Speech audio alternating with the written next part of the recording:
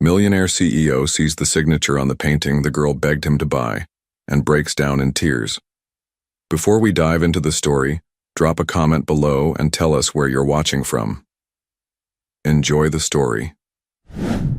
The October wind whipped through Manhattan's Steel Canyon, sending golden leaves spiraling past James Morgan's office window.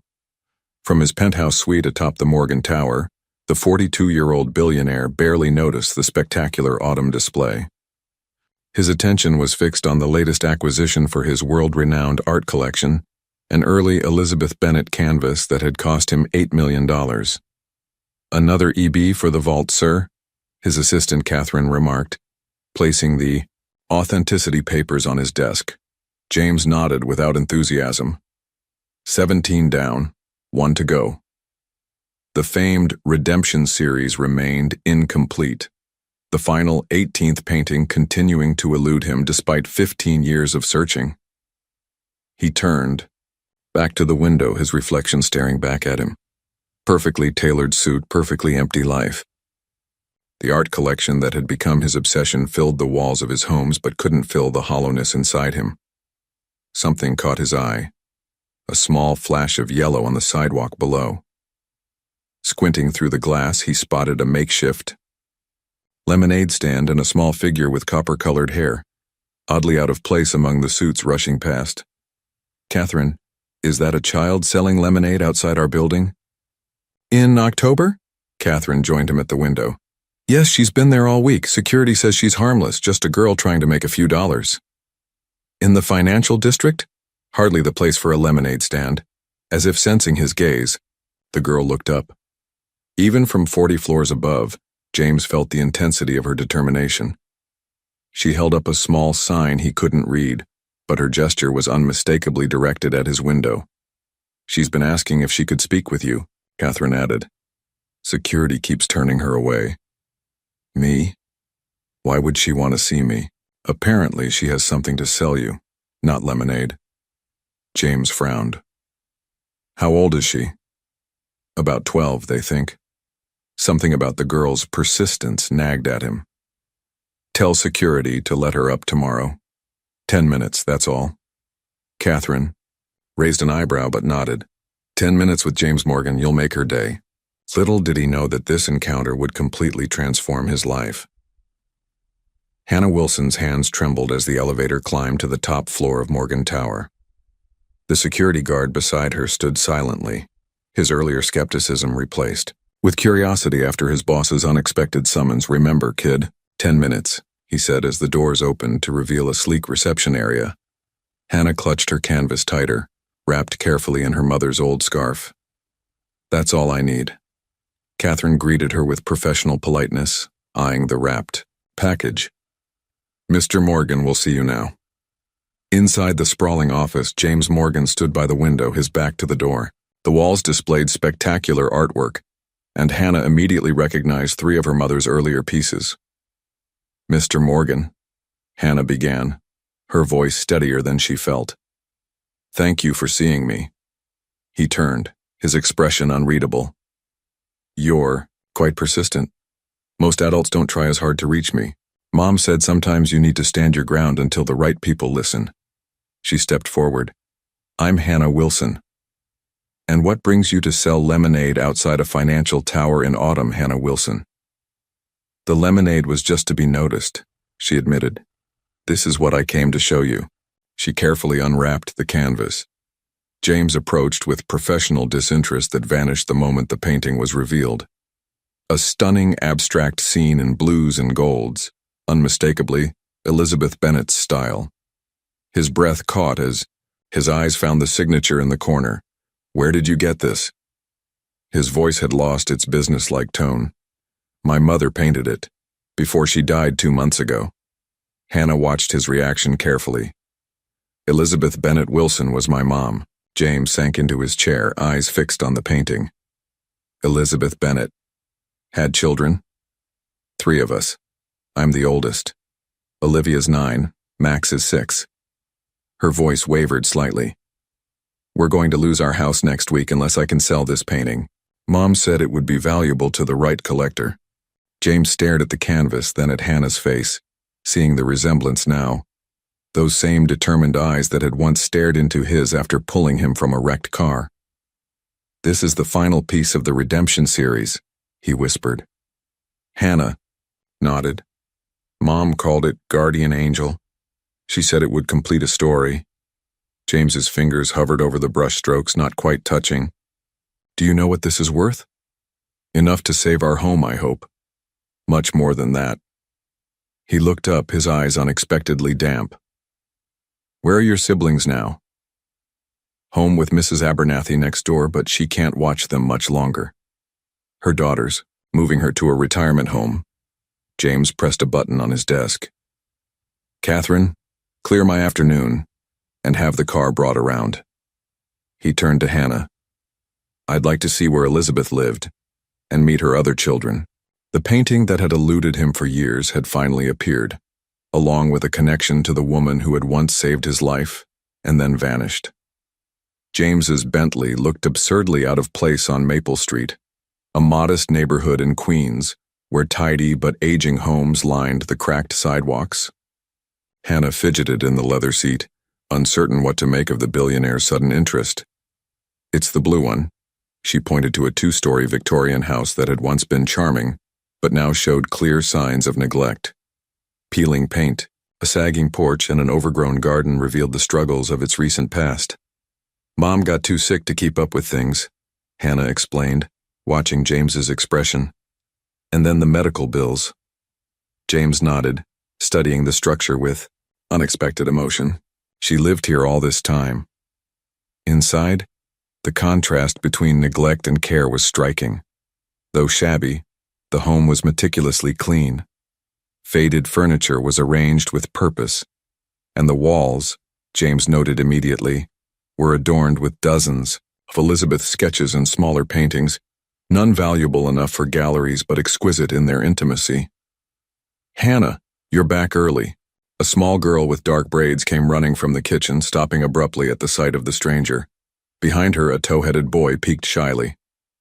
"This is Mr. Morgan," Hannah explained. "He's interested in Mom's painting." An elderly woman appeared from the kitchen, wiping her hands on a dishcloth. "Thank heavens you're here. I need to leave for my doctor's appointment." She eyed James suspiciously. "Who's this?" After brief introductions and Mrs. Abernathy's departure, James found himself seated at a worn kitchen table while Hannah made tea. Olivia watched him with undisguised curiosity, while Max remained half-hidden behind a doorframe. "Your mom was very talented," James said, trying to bridge the awkward silence. "She painted every day, even when she was sick," Olivia volunteered. "She said her hands needed to keep telling stories." Hannah placed a chipped mug before him.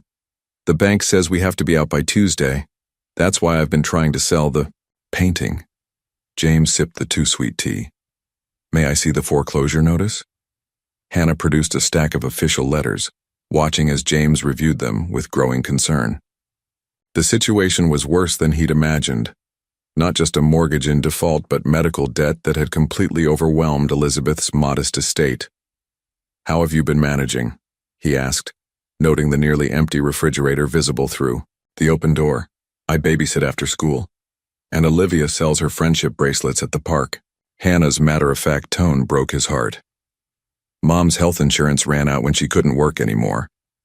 James pulled out his phone, stepping away to make a call. When he returned, his decision was made. "Hannah, I'm going to buy your mother's painting. It's the final piece I've been searching for to complete an important collection." He wrote a check with more zeros than Hannah had ever seen. "This should cover the mortgage and leave enough for expenses until we figure out a more permanent solution." "We?"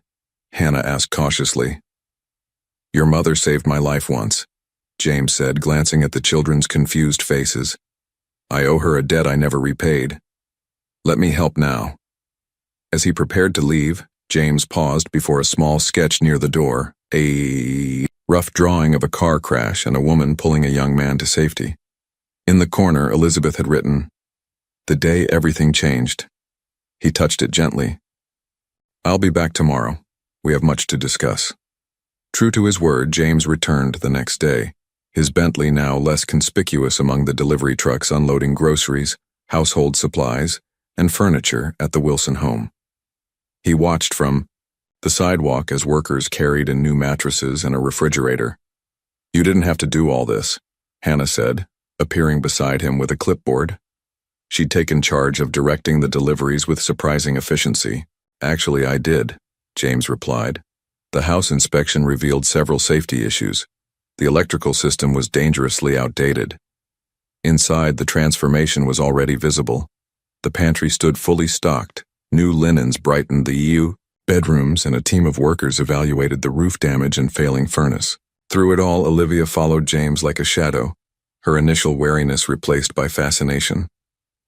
"Do you really own a whole building?" she asked, trailing him to the dining room where he'd set up a temporary workspace. "Several, actually." James smiled at her wide-eyed reaction. "Hannah says you collect Mom's paintings. Were you friends?" James hesitated. "We met once, very briefly. She helped me when I needed it most." "That sounds like Mom," Olivia said. "She always helped people." Max, still shy but growing bolder, appeared with a drawing. "I made this for you," he whispered, placing a crayon sketch of what James assumed was himself, a tall figure in a suit surrounded by colorful shapes. "Those are the paintings you collect," Max explained, pointing at the shapes. "Hannah told us." "It's excellent," James replied, genuinely touched. "You have your mother's talent." Later, after the workers had gone and the children were occupied with dinner, James examined Elizabeth's painting more thoroughly in the afternoon light streaming through the newly cleaned windows. The canvas depicted an abstract guardian angel watching over 3 small figures, with subtle elements that clearly connected it to the other 17 works in the Redemption series. But there was something else. Barely perceptible marks in the background that seemed intentional rather than decorative. Numbers, perhaps, or a coded message. She worked on that one for months, Hannah said, finding him lost in contemplation. Even when she could barely hold a brush. "It's masterful," James replied. "The final piece of a puzzle I've been assembling for 15 years. Hannah sat across from him, suddenly looking much older than 12. "You said my mother saved your life." "How?" James set the painting carefully aside. "It was 20 years ago. I just made my first million and was driving too fast on a rainy night showing off my new sports car. I took a curve too quickly and crashed into a tree. The car caught fire." He rolled up his sleeve, revealing a burn scar. "I was trapped, losing consciousness.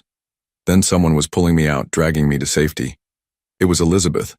She was coming home from an art class, saw the crash and stopped. By the time the ambulance arrived, she was gone. But I saw her name on the police report. Started following her career.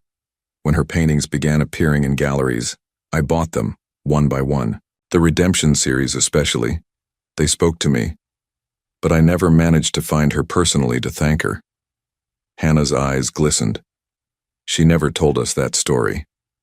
I became obsessed with completing her collections, especially after she stopped exhibiting new work. I never knew why she disappeared from the art world." "Cancer," Hannah said simply. "The first diagnosis came 5 years ago. She kept painting but stopped dealing with galleries. Said she didn't have energy for the business side anymore." James nodded slowly, pieces falling into place. "The last painting that appeared for sale was 3 years ago. That's when things got really bad. She needed expensive treatments, sold whatever paintings she still had directly to private buyers." James felt a wave of guilt. All those years, searching for her work, never knowing the artist herself was struggling, dying. "There's something else you should see," Hannah said, rising. She returned with a worn leather journal.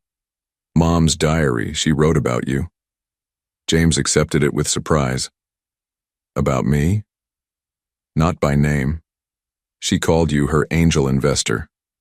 Someone who kept buying her work through different galleries, keeping her going." Hannah opened to a marked page. She knew it was the same person. She wrote that whoever collected the Redemption series understood something about her that no one else did. James read the passage, recognizing with astonishment that Elizabeth had been aware of him all along. His Anonymous purchases through various galleries and auction houses forming a lifeline she had recognized. "The 18th painting," he murmured. "She knew I was looking for it." Hannah nodded. "She finished it just before she died, said it would find its way to complete the circle." As Max and Olivia's laughter echoed from the kitchen, James realized that Elizabeth had entrusted him with far more than just the final piece of an art collection. The autumn days fell into an unexpected rhythm. James found himself spending more time at the Wilson home than at his penthouse.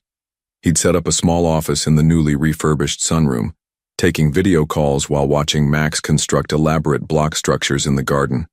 The house itself was transforming. Contractors replaced the roof and aging plumbing. The electrical system was completely rewired and a security system installed. The painting that had brought him there remained carefully stored in a climate-controlled art carrier, waiting for proper authentication, though James needed no experts to confirm what his heart already knew. On this particular afternoon, James waited outside Westbrook Elementary School, feeling oddly nervous as parents glanced curiously at the billionaire sitting in his luxury car among their sedans and minivans.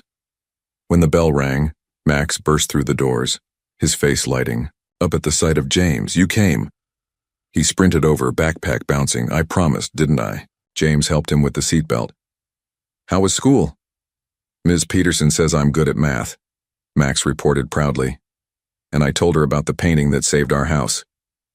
James smiled at the child's simplification of their complex situation.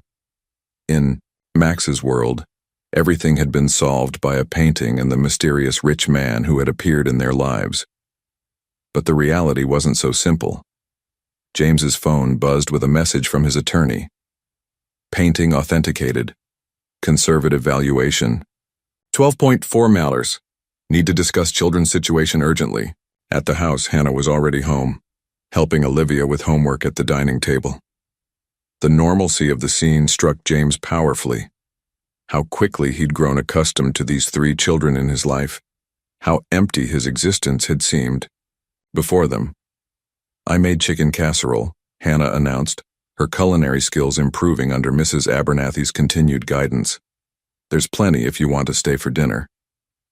"I'd like that," James replied, setting down his briefcase. "But first, can we talk after the children eat?" Hannah nodded, immediately alert to his serious tone. Later, after Olivia and Max were engrossed in a movie, James and Hannah sat in the kitchen. He placed a folder on the table between them. "The authentication is complete," he began.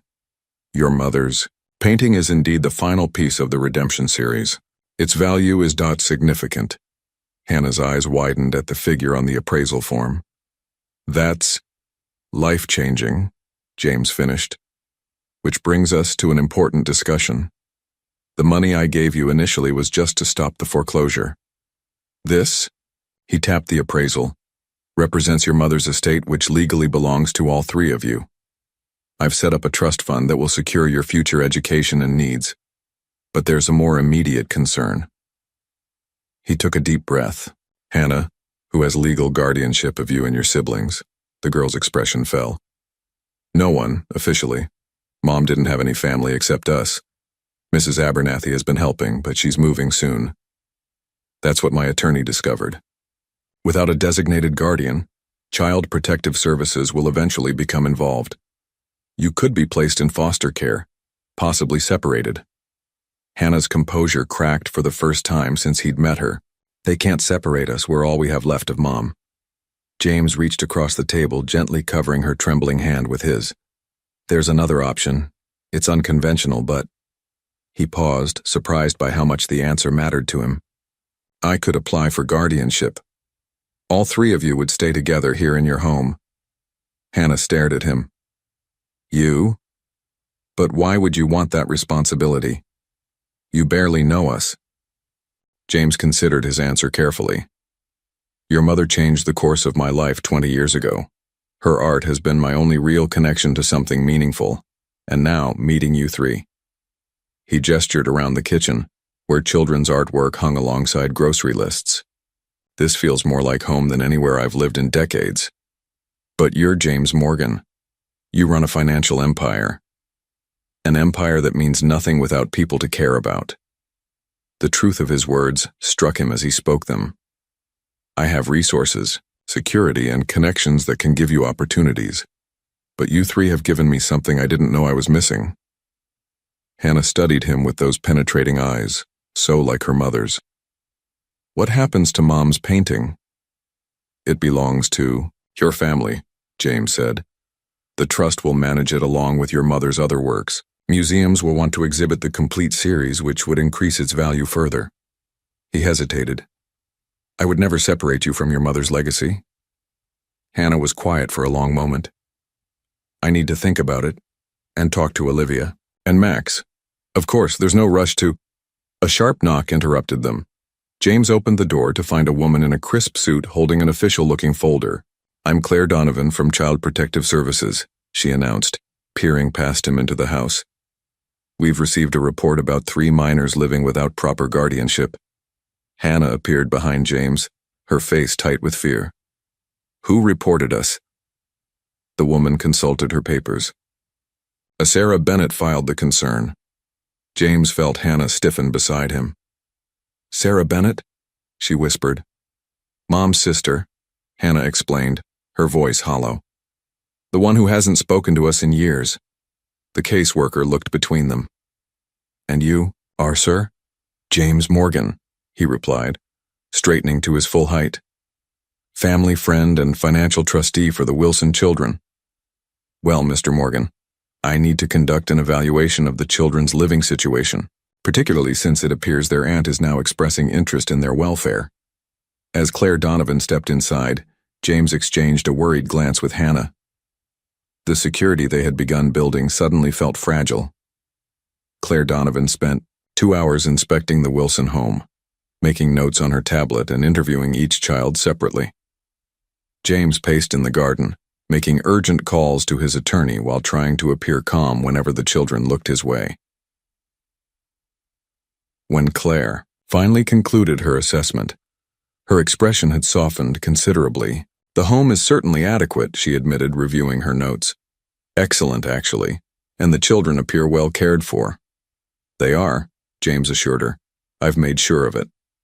Yes, but you have no legal standing, Mr. Morgan. And now that a relative has come forward. A relative who hasn't bothered to check on them in years, James interrupted. Who didn't even attend Elizabeth's funeral. Claire's professional mask slipped briefly. Unfortunately, blood relations typically receive preference in these situations, regardless of prior involvement. She tucked her tablet away. Ms. Bennett has requested a meeting with the children. She'll be flying in tomorrow. After she left, James found Hannah sitting on the porch swing, her mother's diary clutched to her chest. Aunt Sarah doesn't care about us, she said flatly. She and Mom fought all the time. She called Mom's art a waste of potential. James sat beside her. People can change. Not Aunt Sarah. She works for some big pharmaceutical company in California. The only reason she's interested now is because she found out about the painting. Hannah opened the diary. Look what Mom wrote about her last visit. James read the painful entry describing Sarah's criticism of Elizabeth's lifestyle and parenting choices. The final line was devastating. Sarah says I'm teaching my children to be dreamers instead of achievers. As if those things must be separate. We need to be prepared for tomorrow, James said gently. My legal team is working on guardianship, papers, but these things take time. Hannah looked up at him, vulnerability breaking through her usual composure. If she takes us away, will you still find us? Hannah, James said firmly, I will never lose track of you three. That's a promise. Inside, they found Olivia teaching Max how to fold paper cranes, the coffee table covered with colorful origami. Mom said if you fold 1,000, you get a wish, she explained when James asked about their project. What would you wish for? He asked. Olivia exchanged a glance with Max before answering. For everything to stay like it is now, with you here. That evening, after tucking the younger children into bed, James discovered Hannah in Elizabeth's old studio, meticulously arranging her mother's sketches. Mom organized everything chronologically, she explained. Each sketch relates to one of her major paintings. James helped her sort through the papers, marveling at Elizabeth's creative process. When they reached sketches related to the Redemption series, he noticed something curious: recurring symbols hidden in the backgrounds. These look like some kind of code, he observed, laying several sketches side by side. Hannah nodded eagerly. Mom loved puzzles and hidden messages, she said. Art should reveal itself in layers, like getting to know a person. Together they began analyzing the symbols, losing track of time until Max appeared in the doorway, clutching his teddy bear. I had a bad dream, he whispered, about the lady coming to take us away. James and Hannah exchanged concerned glances. Tomorrow would bring Sarah Bennett and whatever intentions she harbored, genuine or otherwise. Come here, James said, opening his arms. No one is taking you anywhere. As Max settled against him, James realized how completely these children had claimed his heart.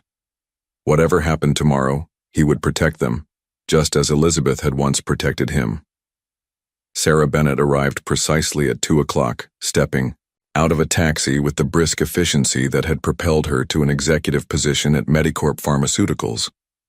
She surveyed the Wilson home with visible surprise, noting the recent renovations and landscaping. Inside, James had prepared the children as best he could. Hannah sat rigidly on the sofa, her arm protectively around Max. Olivia fidgeted beside them, twisting a friendship bracelet around her wrist. James stood nearby, trying to project calm while his attorney, Marcus Delgado, arranged documents on the dining table. The doorbell rang and time seemed to freeze. Remember, James said softly, just be yourselves. Sarah Bennett was Elizabeth's, opposite in every way, sleek, polished, with sharp features and calculating eyes. Where Elizabeth had been warm colors and fluid movement, Sarah was monochrome precision. Even her smile seemed practiced as she entered the living room. My goodness, she exclaimed, studying the children. How you've all grown. Hannah, you look just like your mother. Her gaze swept over James. And you must be Mr. Morgan, the benefactor. Marcus stepped forward. Marcus Delgado, legal counsel for Mr. Morgan and the Wilson Children's Trust. Sarah's smile tightened. I wasn't aware children required legal representation to meet their aunt. Under these circumstances, clarity is important, Marcus replied smoothly. An uncomfortable silence followed until Hannah spoke. Why are you here, Aunt Sarah? You didn't come when Mom was sick. Sarah's composure faltered slightly. I wasn't informed of the severity of her condition. Work has kept me in California, and your mother and I weren't in regular contact. You argued with her, Olivia interjected. You made her cry. Sarah sighed. Family relationships are complicated, Olivia. Adults can disagree and still care about each other. She glanced at the children's wary faces. I'm here because you're my family. When I learned about your situation. You mean when you learned? About Mom's painting, Hannah interrupted. I see Elizabeth taught you her directness, Sarah replied with a thin smile. Yes, I heard about the painting, which led me to discover her passing and your guardianship status. As your closest blood relative, I felt responsible. James stepped forward. The children have been through significant upheaval. They're just beginning to find stability. In your care? Sarah raised an eyebrow. A single businessman with no experience raising children? A man whose connection to this family comes from a chance encounter decades ago and an obsession with my sister's art. Mr. Morgan has been here for us, Hannah countered. Where were you when Mom couldn't afford her medication? When we were eating ramen for days straight? Pain flickered across Sarah's face, quickly replaced by determination. I can't change the past, but I can ensure your future. I've already spoken with Child Protective Services. As your aunt, I have priority for guardianship. Marcus cleared his throat. Not necessarily. The court considers multiple factors, including the children's established bonds, emotional well-being, and, most importantly, Elizabeth's documented wishes. Sarah turned sharply. My sister left no will. Not a traditional one, James agreed. He nodded to Hannah, who brought forward the leather diary and spread out Elizabeth's sketches. But she left clear indications of her desires. Hannah carefully showed the coded symbols they'd discovered in her mother's artwork, particularly those in the Redemption series. Mom was creating a message throughout her final works. We've been deciphering it. Sarah looked skeptical. This is hardly legally binding. The court may disagree, Marcus replied, especially combined with Elizabeth's journal entries regarding your estrangement and her wishes for her children to remain together. I have no intention of separating them, Sarah protested. But you do intend to move them to California, James stated, watching her reaction. Away from their home, their school, their friends, away from their mother's final resting place. Sarah's composure cracked. I have responsibilities, a career. I can't simply relocate to Queens. And the painting? James asked quietly. What are your plans for Elizabeth's masterpiece? A telling pause. Naturally, it would be sold to provide for the children's future. It already has been, James replied, along with proper trust management to ensure the children benefit from their mother's legacy while preserving her artistic vision. Max, who had remained silent until now, suddenly spoke up. I don't want to go to California. I want to stay with James. Sarah stared at the little boy, clearly unprepared for his attachment to a man who'd been a stranger just weeks ago. Perhaps we should all take some time to consider what's truly best for the children, Marcus suggested diplomatically. After Sarah left, promising to return the following day, Hannah collapsed onto the sofa, exhaustion etched on her face. She's going to take us away, isn't she? James sat beside her.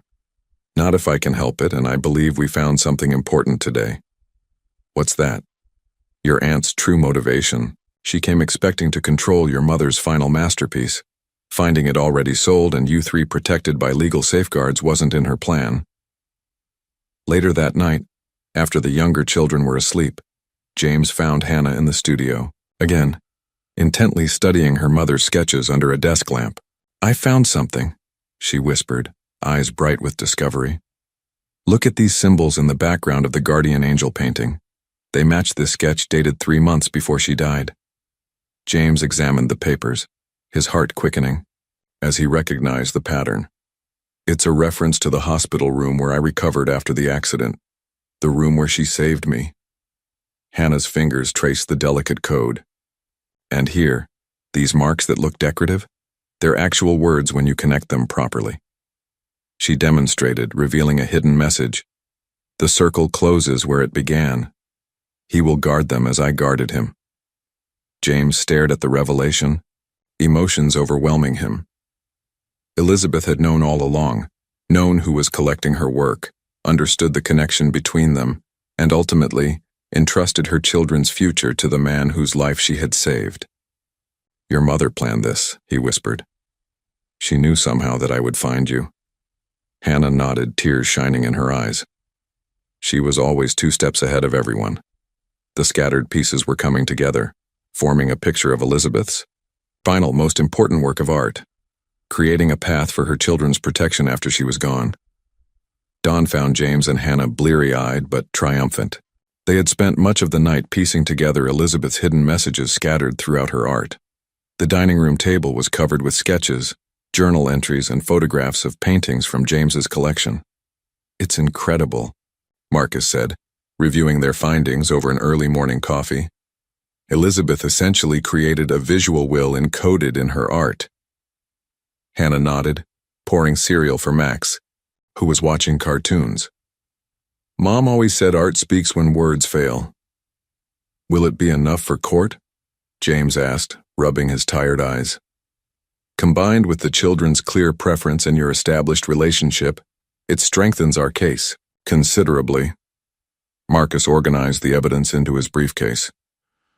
But Sarah has biological connection on her side, which courts typically favor. Olivia entered the kitchen, immediately sensing the tension. Is the mean lady coming back today? She's not mean, James corrected gently.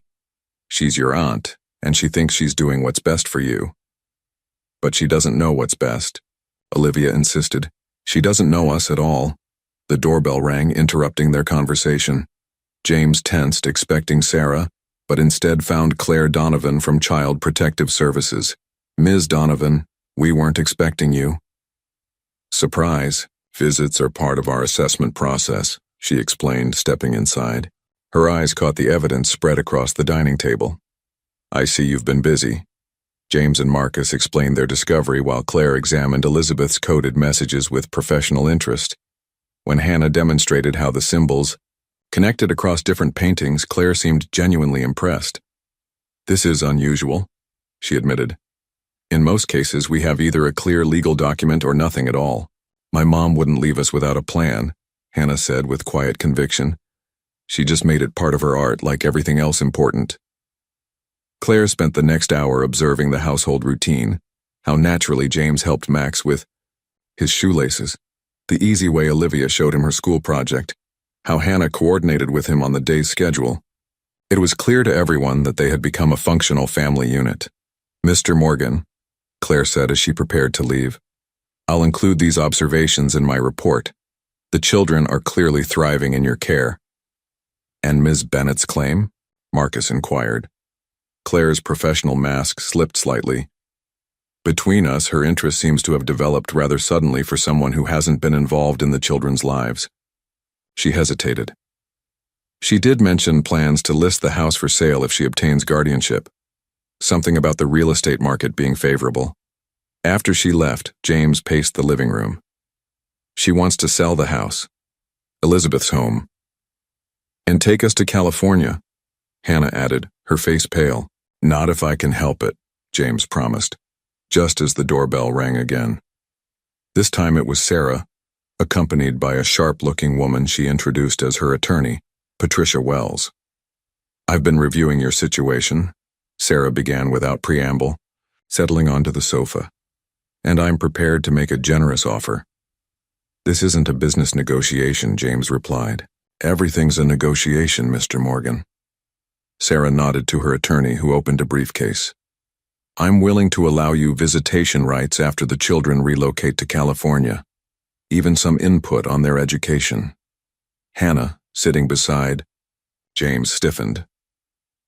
"We don't want to go to California," Sarah continued as if she hadn't spoken. "Additionally, I understand your attachment to Elizabeth's artwork.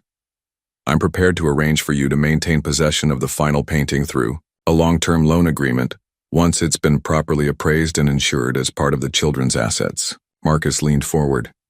"Ms. Bennett, the painting has already been authenticated and placed in trust for the children. Mr. Morgan has no personal claim to it." Sarah's practiced smile faltered.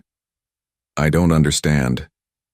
"James bought the painting from us fair and square," Hannah explained. "Then he put the money in a trust for us. He doesn't own it, and neither do you." "That's impossible." Sarah turned to her attorney. "The painting is worth millions, which is precisely why it's being professionally managed for the children's benefit," Marcus interjected, "along with provisions for maintaining their home and education." Sarah's composure cracked. "This is ridiculous. They're children. They can't manage." "They aren't managing anything," James interrupted. "That's what trustees are for. Your sister ensured her legacy would support her children, not be liquidated for someone else's convenience." "Patricia." Wells touched Sarah's arm, whispering something that made her reluctantly fall silent. "Perhaps we should move this discussion to the preliminary hearing tomorrow," the attorney suggested smoothly. "The judge will want to hear directly from the children about their preferences." After they departed, James found Hannah in her mother's studio again, sitting cross-legged before the final painting.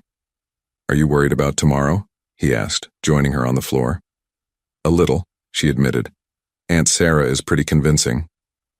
"She is," James agreed. "But remember what your mother wrote in her journal. Truth reveals itself in time, like layers of paint building a complete image." Hannah smiled slightly. "You memorized her words." "Some of them," James acknowledged. "They've become important to me." He hesitated. "Hannah, regardless of what happens tomorrow, I want you to know something. These past weeks with you, Olivia, and Max have been the most meaningful of my life. Even with all the problems, and the macaroni and cheese dinners." "James," Laughed, especially those. For years I've collected beautiful things, thinking they would fill the emptiness I felt. But it wasn't things I needed. It was people, Hannah finished. Mom used to say that too. James gently touched the corner of Elizabeth's painting. Your mother saved me twice, once from the car accident and now from a life without meaning. He looked at Hannah earnestly. Whatever the judge decides, we're connected now. Nothing changes that. Hannah nodded, determination replacing worry in her eyes. Mom's final message said the circle closes where it began. Tomorrow, we'll make sure it does. The family court occupied the third floor of a nondescript government building downtown. Despite its ordinary appearance, the tension in the air made it feel imposing as James led the Wilson children through security. Hannah gripped Olivia's hand tightly, while Max clung to James's leg, reluctant to venture further into the unfamiliar setting. Judge Eleanor Simmons's courtroom was smaller and less formal than James had expected, designed to be less intimidating for children. Still, Sarah and her attorney were already seated at one table, looking polished and confident. Marcus motioned James and the children to the opposite table, where folders of evidence were neatly arranged. Remember, James whispered, as they sat, just be honest about what you want. Judge Simmons, a woman in her 60s with kind eyes and a no-nonsense demeanor, entered and quickly established the purpose of the preliminary hearing: to determine temporary guardianship of the Wilson children pending a final decision. I understand. We have competing petitions, she began, reviewing the files. Sarah Bennett, maternal aunt, and James Morgan, a family friend? She glanced up questioningly. Marcus rose. Your Honor, Mr. Morgan was a significant part of Elizabeth Wilson's life. She entrusted her children's well-being to him through encoded instructions in her artwork and journals. Patricia Wells immediately objected. Encoded messages in paintings hardly constitute legal guardianship designation, Your Honor. Judge Simmons held up her hand. I've reviewed the submissions, including the CPS reports and the rather unique evidence from Ms. Wilson's artwork. She turned her attention to the children. In cases like these, I find it helpful to hear directly from those most affected. Hannah straightened in her chair as the judge addressed her first. Hannah, I understand you're 12 years old and have been caring for your siblings since your mother's passing. Yes, Your Honor. Mom taught me what to do if something happened to her. And how do you feel about possibly living with your aunt in California? Hannah glanced briefly at Sarah before answering. I've only met Aunt Sarah 3 times in my life. She and Mom didn't get along. We have a home here, friends, and Mom's studio where I can still feel close to her. And Mr. Morgan, how does he fit into your life? James found us when I was trying to sell Mom's painting. He didn't just buy it, he made sure we were okay. He fixed our house, got Max medicine when he was sick, and helped me understand Mom's messages. Hannah's voice grew stronger. He's not just some stranger. Mom trusted him. The judge turned to Olivia, who twisted her friendship bracelet nervously. Olivia, who would you prefer to live with? James, she answered immediately. He listens when I talk about my day. Aunt Sarah keeps looking at her watch. A flush crept up Sarah's neck as Judge Simmons suppressed a smile. Max was too shy to speak much, but when asked, he climbed onto James's lap and stated simply, "He's my James."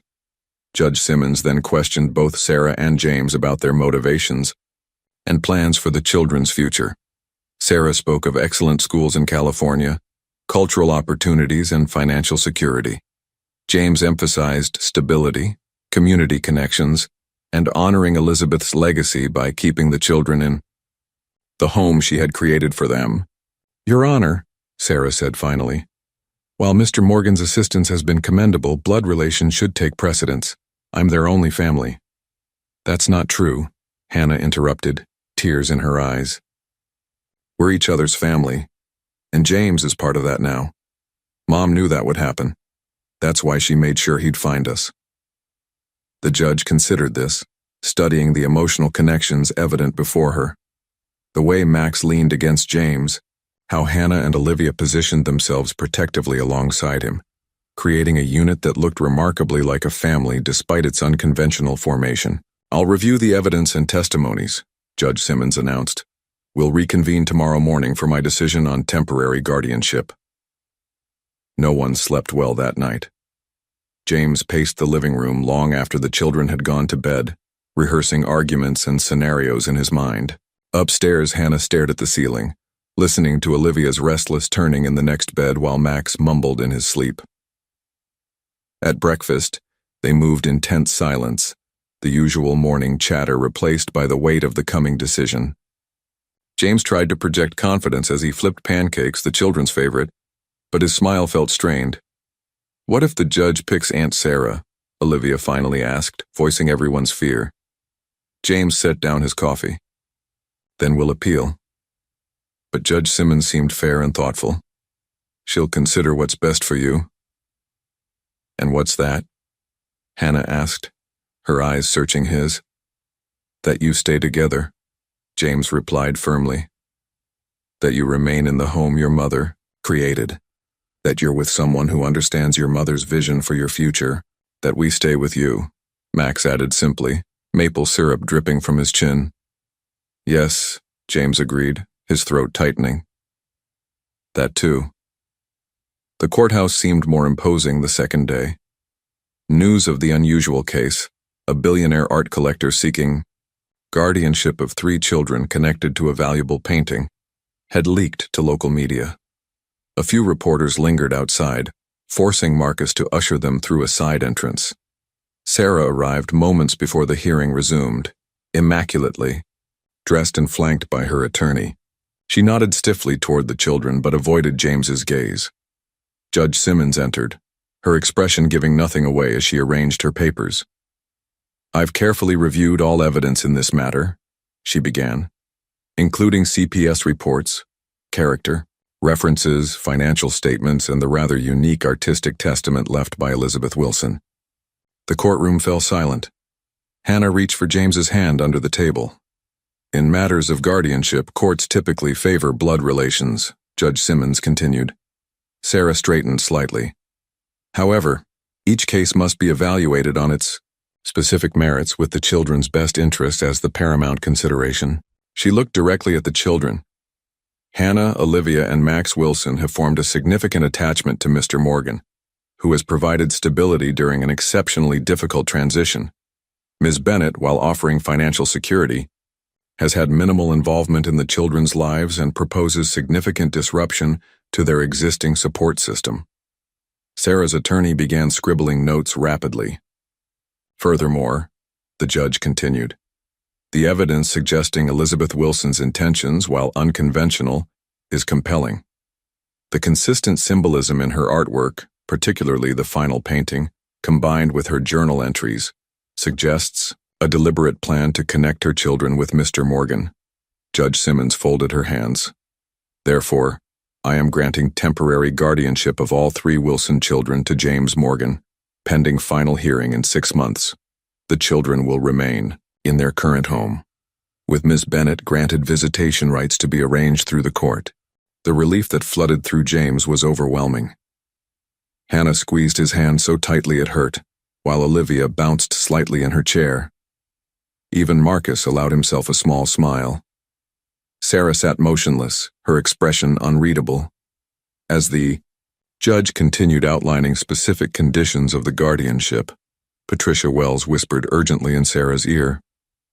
When court adjourned, Sarah approached them in the hallway. James instinctively moved closer to the children. "Congratulations," she said stiffly. "The judge was clearly moved by your connection." "Sarah," James began, "the children would benefit from knowing their maternal family. I hope you'll still be part of their lives." Something flickered in her eyes, hurt perhaps, or regret. "They barely know me." "That could change," Hannah offered unexpectedly. "Mom would have wanted us to know you, even if you didn't always get along." Sarah glanced at her niece, surprise softening her features. "Perhaps you're right." She straightened her jacket. "I need to return to California, but I'll be in touch." As they watched her walk away, Marcus cleared his throat. A better outcome than expected. She didn't contest the temporary ruling. "Will," She fight the permanent one? James asked quietly. Time will tell, Marcus replied. But judges rarely reverse temporary placements that are working well. Outside, the October sunshine felt especially bright. Max ran ahead to the car, his earlier fears forgotten, while Olivia chattered about decorating her room, permanently now. Hannah lingered beside James. Mom was right, she said, looking up at him.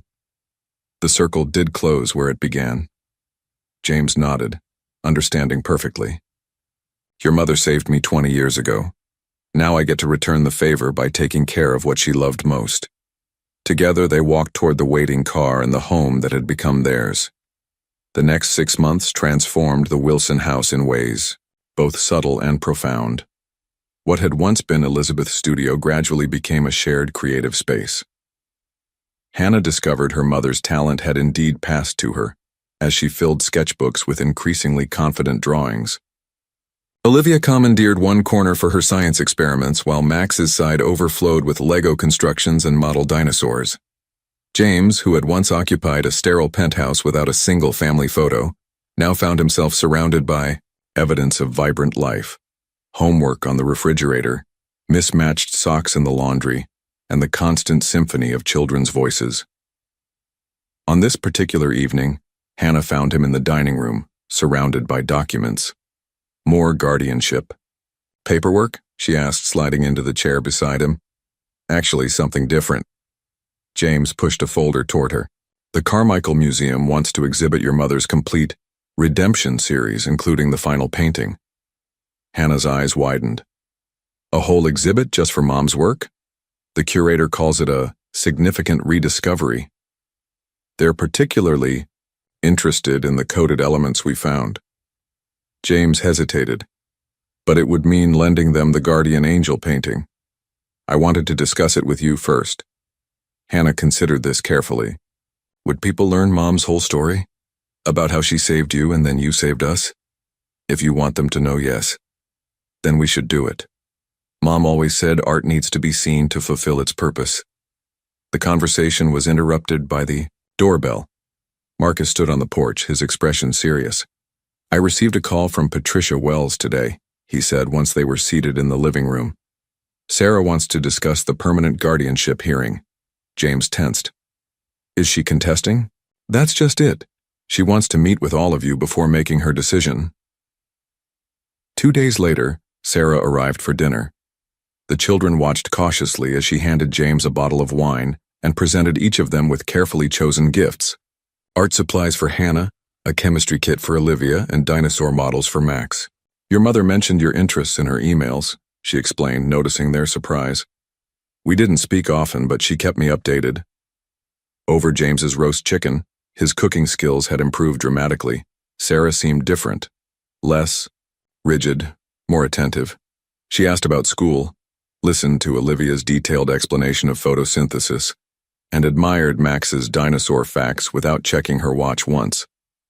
After the children were excused, Sarah turned to James. I've been doing a lot of thinking since the hearing. And I was wrong. She traced the rim of her glass. I thought biological connection automatically granted me rights, but it doesn't. Grant understanding. You understand these children in ways I don't. James waited, sensing there was more. The truth is, Sarah continued, I was jealous.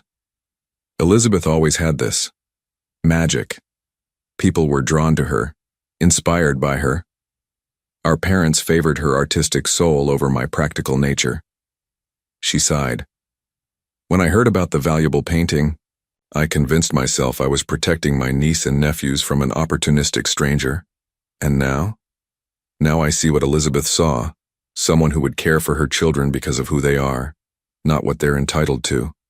Sarah straightened. I won't contest the permanent guardianship. The children belong with you. Relief washed over James. Thank you. But, Sarah added, I would like to remain in their lives, to know them better. Elizabeth would have wanted that despite our differences. Later, after Sarah had gone, Hannah found James on the porch swing.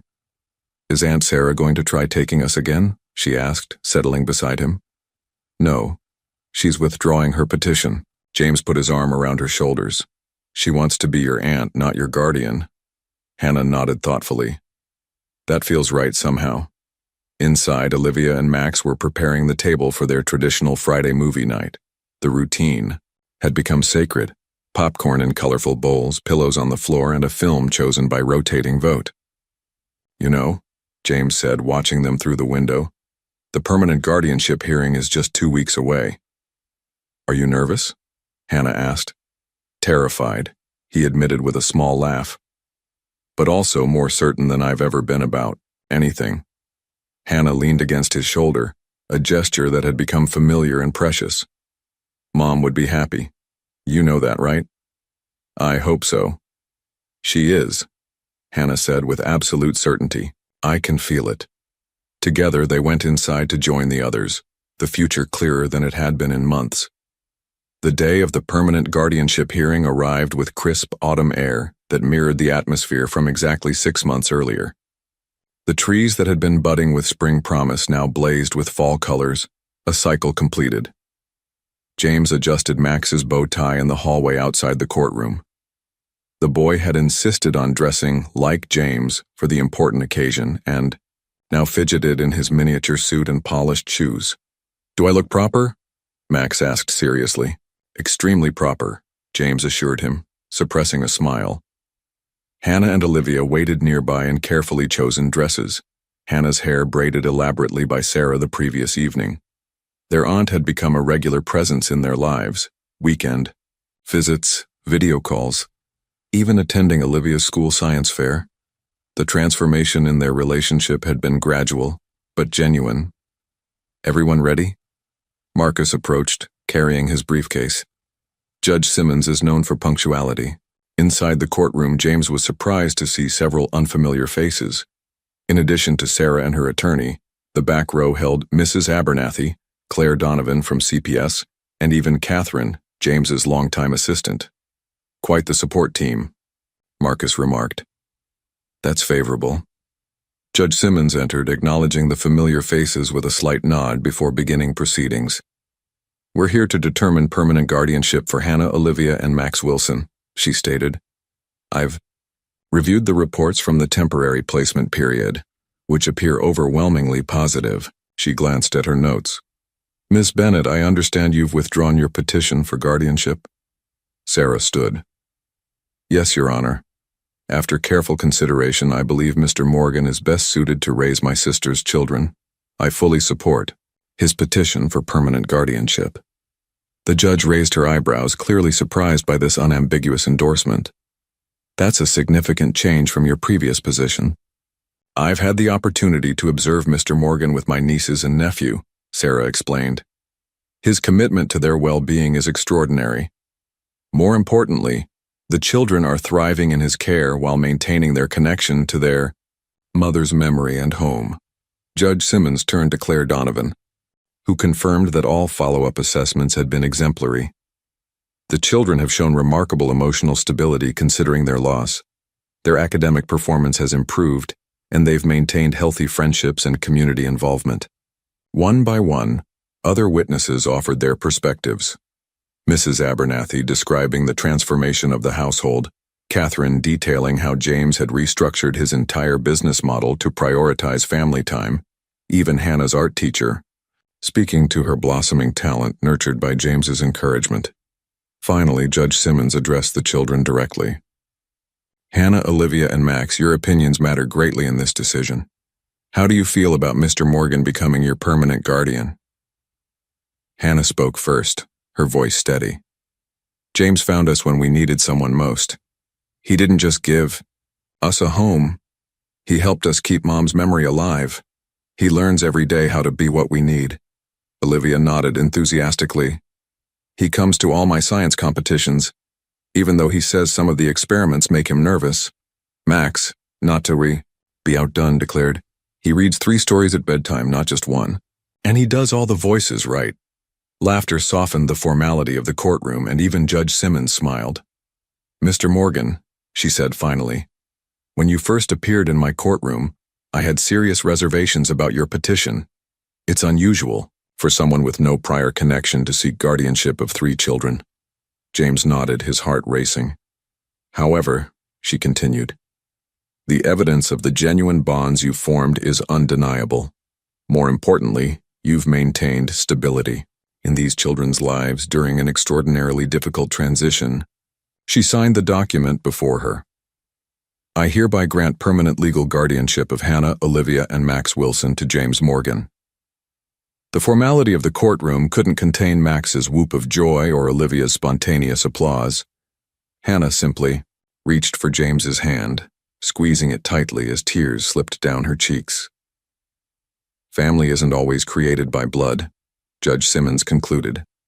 Sometimes it's formed through circumstance, choice, and love. Clearly, that's what's happened here. Outside the courtroom, surrounded by well-wishers, James caught Sarah's eye over the children's heads. She nodded once, a gesture of respect and perhaps even gratitude. They had both found their proper places in these children's lives, different roles but each important in its own way. That evening, the house on Maple Street glowed with celebration. Friends filled the renovated rooms and the dining table overflowed with food. In the center stood a cake decorated with sunflowers, Elizabeth's favorite and the symbol that had connected them all. As James watched Hannah showing her latest sketches to her art teacher, Olivia explaining a science project to fascinated adults, and Max charming everyone with dinosaur facts, he felt a peculiar sense of completion. What had begun with a small girl selling lemonade had become the most important journey of his life. The final piece of the puzzle had fallen into place, creating a picture more beautiful than any he could have imagined. 1 year later, the Carmichael Museum of Modern Art buzzed with anticipation. The grand opening of Redemption, the Elizabeth Bennet Wilson collection, had drawn art critics, collectors, and media from across the country. In a private room adjacent to the main gallery, James adjusted his tie while Hannah fussed with Max's collar. Remember, James reminded the children, tonight is about celebrating your mother's work. If the attention gets overwhelming, just signal me, and we'll take a break. Hannah nodded, elegant beyond her 13 years in a deep blue dress that matched her mother's favorite painting color. Olivia twirled in her own dress, while Max practiced his museum manners with exaggerated care. Sarah joined them, having flown in specifically for the opening. Elizabeth would be so proud, she said, surveying her nieces and nephew. Not just of her exhibition, but of who you're becoming. The transformation in Sarah over the past year had been remarkable. Monthly visits had evolved into genuine affection. She'd become the fun aunt who brought exotic souvenirs from business trips and maintained a separate room in her California home for their summer visits. It's time, announced the museum director, Catherine Wilson, no relation, ushering them toward the entrance. Mr. Morgan, would you and the children do the honors? Together, they cut the ceremonial ribbon. Applause echoed through the grand hall as they entered the exhibition space where all 18 paintings of the Redemption series hung in sequence for the first time ever, culminating with Guardian Angel. Art critics moved slowly through the exhibition, murmuring appreciatively about Elizabeth's technique and vision. Information panels beside each painting explained not only the artistic elements, but also the hidden code that Elizabeth had embedded throughout the series, the story of salvation, protection, and legacy that had ultimately saved her children. Mr. Morgan, called a journalist, is it true you discovered the final painting through pure chance? James smiled, his arm protectively around Max's shoulders. There was nothing chance about it. Elizabeth made sure her work would find its way to complete the circle. And now you're raising her children, another reporter observed. That's quite a responsibility for someone who was previously known for corporate acquisitions rather than family life. Hannah stepped forward before James could respond. Our mom knew exactly what she was doing, she said confidently. She chose James long before we met him. The confidence in her voice silenced further questions. The family continued their circuit of the gallery, pausing longest before the final painting. Guardian Angel had been positioned as the culmination of the exhibit, with Elizabeth's decoded message presented alongside it, explaining how she had saved a young man's life after a car accident, and how years later, He would become the guardian of her greatest treasures. In front of this painting, a small crowd had gathered, drawn by both its artistic merit and the poignant story behind it. "Is it strange?" Sarah asked James quietly, watching the visitors admire her sister's work. "Sharing something so personal with the public?" "Elizabeth deserves recognition," James replied. "Her art was meant to be seen, and this way her story lives on." As the evening progressed, Hannah found a moment alone with James in a quiet corner of the gallery. "I've been thinking about something," she said, suddenly serious. "What's that?" "About names. We're still the Wilsons and you're still Morgan." James nodded cautiously. "That's right. But we're a family now, legally and everything." Hannah twisted her program nervously. "What would you think about, maybe, us having the same name? Either way could work. We could be Morgans, or you could be a Wilson." James felt his heart swell, with emotion he couldn't quite contain. "Hannah, are you asking if I'd consider adopting you and your siblings?" She nodded, watching his face anxiously. "Is that weird? After everything's already settled with the guardianship?" "Not weird at all," James assured her, voice thick with emotion. "It would be the greatest honor of my life." Across the gallery, Olivia had charmed a group of art patrons with her intelligent observations, while Max proudly pointed out hidden symbols he'd helped discover in his mother's work. Sarah chatted amicably with Marcus about the children's trust fund and future educational plans family. Not formed in the conventional way, but no less real, no less profound. As Hannah rejoined her siblings, James gazed at Elizabeth's final painting, the guardian angel watching over 3 small figures, and whispered a silent thank you to the woman who had saved him twice. Once from a burning car, and then from an empty life devoid of love.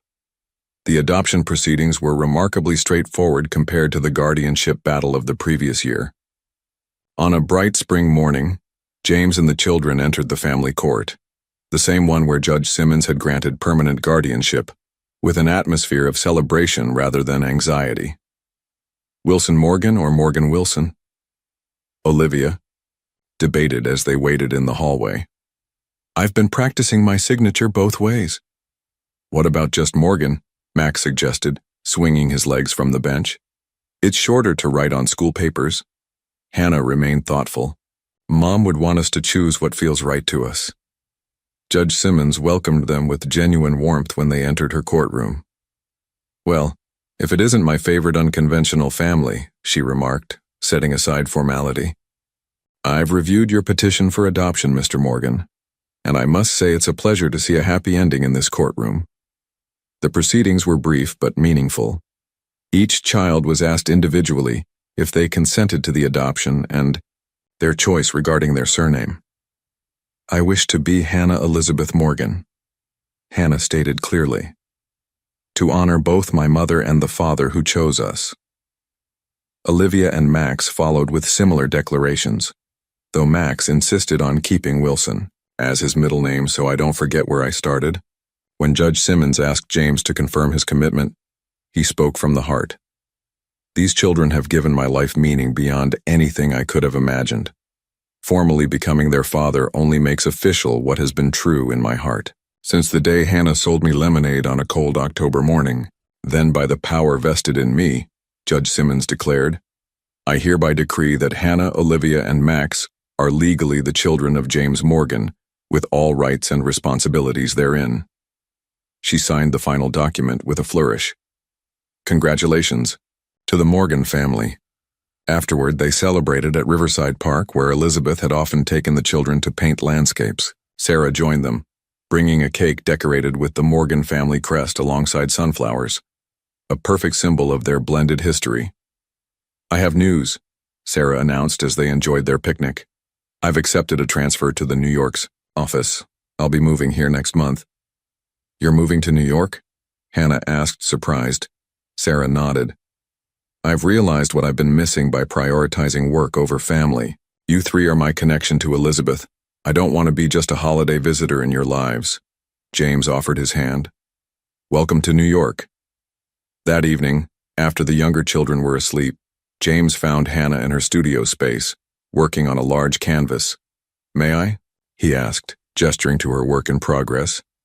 Hannah nodded, stepping aside to reveal a painting that showed unmistakable influence from her mother's style, but with her own distinct perspective. It depicted 5 figures in an abstract setting: James, herself, Olivia, Max, and a luminous presence that could only be Elizabeth. "It's beautiful," James said softly. "Your mother's talent lives in you." "I'm calling it Full Circle," Hannah explained, "for the exhibit at school." James nodded, understanding the significance. "Perfect title." Hannah set down her brush, suddenly serious. "Dad?" The word still felt new on her tongue. "Can I ask you something important?" "Anything. If Mom hadn't died. If you'd just bought her painting but she was still here. Would our lives still have connected somehow?" James considered this thoughtfully. "I believe they would have. Your mother created a path between us long before we knew it existed. The painting was just the vehicle." Hannah seemed satisfied with this answer. "That's what I think too." From the hallway came the sound of Max calling out in his sleep, a habit that had diminished but occasionally returned. James squeezed Hannah's shoulder before going to check on him. In Max's room, dinosaur nightlights cast gentle shadows across walls now covered with both prehistoric creatures and art prints. James sat on the edge of the bed, soothing Max back to sleep with the familiar reassurance of his presence. This was his life now. Midnight comfort, art studio conversations, science fair projects, and a home filled with laughter and occasional chaos. Nothing like the ordered solitude he had known before. Nothing he would trade for all the rare art in the world. Outside the window, stars glittered above the neighborhood where a talented artist had once raised her children alone, somehow knowing that one day the circle would close, that the man whose life she saved would return to save what she loved most. 5 years to the day since Hannah had set up her lemonade stand outside Morgan Tower, the family gathered in the backyard of their Maple Street home. The old Victorian had been lovingly restored, its character preserved while its systems were modernized. Elizabeth's studio remained largely untouched, though now it served as a shared creative space for all 3 children. James surveyed the scene with quiet contentment.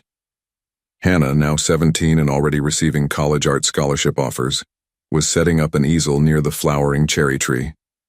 Olivia, 14 and scientifically brilliant, was explaining some complex theory to Sarah, who nodded with genuine interest. 10-year-old Max, still dinosaur-obsessed, but now also a budding photographer, was capturing candid shots of the gathering. "Hard to believe it's been 5 years, Marcus remarked, joining James by the grill. Now more friend than attorney, he had remained close to the family through their journey. "Sometimes it feels like yesterday," James replied. "Other times I can barely remember my life before them." The occasion was special, the unveiling of Hannah's latest work, commissioned by the Carmichael Museum as a companion piece to her mother's Redemption series. She had worked on it secretly for months, allowing no one to see it before completion. As twilight approached, guests gathered around the covered canvas. Hannah stood before them, confident yet humble. "Mom believed art tells. The stories we can't put into words," she began. 5 years ago, her final painting connected our lives in ways none of us could have imagined. She glanced at James, who gave her an encouraging nod. "This painting is called The Guardian's Circle," Hannah continued, unveiling the canvas. Gasps of appreciation rose from the gathering. The painting depicted a scene instantly recognizable yet transformed through Hannah's unique vision. A young girl at a lemonade stand, a tall figure approaching through swirling autumn leaves, and above them, a luminous presence, Elizabeth, guiding their meeting. Most striking was the background, the Morgan Tower skyscraper reflected in its windows, not its own steely facade, but the warm interior of the Wilson family home. Sarah wiped tears from her eyes. "Elizabeth would be so proud," she whispered. "She is," Max said with absolute certainty. "Mom's always watching." James studied the painting, overwhelmed by its emotional power and technical skill. Hannah had inherited her mother's gift for embedding meaning in each brushstroke. Like the guardian angel painting that had brought them together, this one told their story, past, present, and future, interconnected. As night fell, the family gathered on the porch swing, James with Max beside him, Hannah and Olivia leaning against the railing. Above them, stars emerged in the deepening blue. "Dad?"